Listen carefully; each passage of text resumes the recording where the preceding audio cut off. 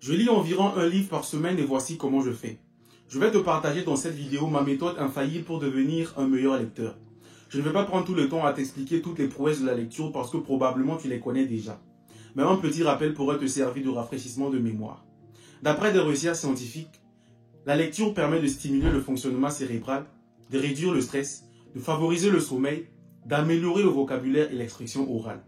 En gros, la lecture te permet de devenir plus intelligent. Si comme la plupart des gens, tu n'as jamais réussi à faire de la lecture une activité régulière parce que tout simplement tu pensais que c'était pas fait pour toi, laisse-moi t'assurer d'entrée de jeu que j'étais moi-même dans le même cas. À l'époque, j'étais cet élève qui préférait les résumés de chaque roman pour les exposer que de lire les romans en eux-mêmes parce que je trouvais ça pas intéressant et c'était une perte de temps pour moi. Aujourd'hui, la conception de la lecture pour moi a complètement été bouleversée. Ces dernières années, j'ai lu énormément de livres qui m'ont permis de tirer des avantages considérables parce que j'ai fait de la lecture une activité régulière et quotidienne.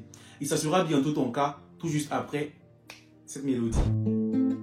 Mon ami, tu peux commencer là, même si t'as jamais aimé lire.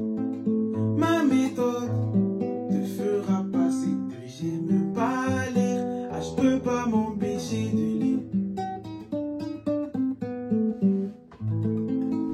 Toi qui regardes la vidéo jusqu'à présent, j'ai confiance en toi et je sais que tu deviendras le meilleur lecteur que tu n'as jamais été. Les conseils que je vais te donner dans cette vidéo sont essentiellement tirés d'un livre que j'ai lu qui s'appelle Atomic Habits, écrit par James Clear. La première étape pour faire de la lecture une activité régulière, c'est de diminuer les étapes qu'il y a entre le livre et toi. Diminue au maximum les étapes que tu dois suivre pour avoir ton livre en main. Sinon, ça sera très difficile pour toi d'instaurer l'habitude de la lecture, car le cerveau a tendance à privilégier les actions les plus faciles.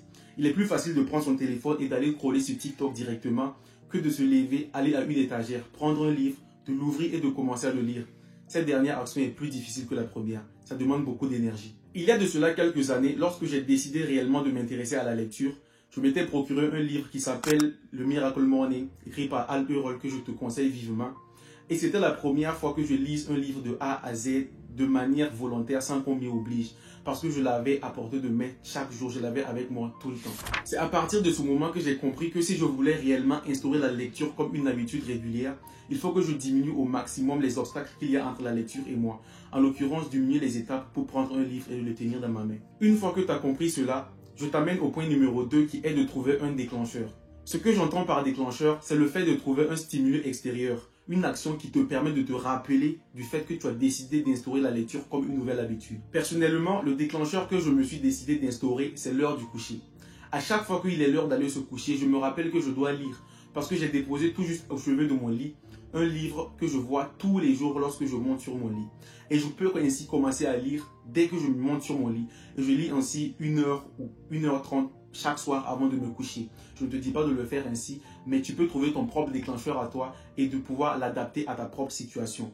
Il y a des moments même que lorsque je commence à lire, je n'ai même plus envie d'arrêter de lire parce que je lis tous les jours à la même heure et au même lieu. Après, si tu es passionné par le livre que tu lis, tu peux le lire hors la routine que tu t'es instaurée. Mais toujours ne pas oublier le fait qu'à l'heure que tu t'es prévu et à l'endroit que tu t'es prévu, tu dois lire. Et le troisième point de la vidéo, afin de clôturer cette belle stratégie-là, c'est de s'identifier soi-même comme un lecteur. Ne pas s'identifier comme une personne qui fait de la lecture, ne pas s'identifier comme une personne qui lit, mais plutôt se voir soi-même comme un lecteur. Tu peux ne pas te rendre compte de la puissance de cela, mais essaie, tu m'en diras des nouvelles. Une fois que tu commences à t'identifier comme un lecteur, tu vas commencer à te comporter comme un lecteur. Tu vas commencer à faire les choses que les lecteurs font. Les lecteurs lisent chaque jour régulièrement et quasiment à la même heure. Et un conseil qui pourrait t'aider dans ton voyage de la lecture, c'est de t'intéresser à des sujets qui te passionnent.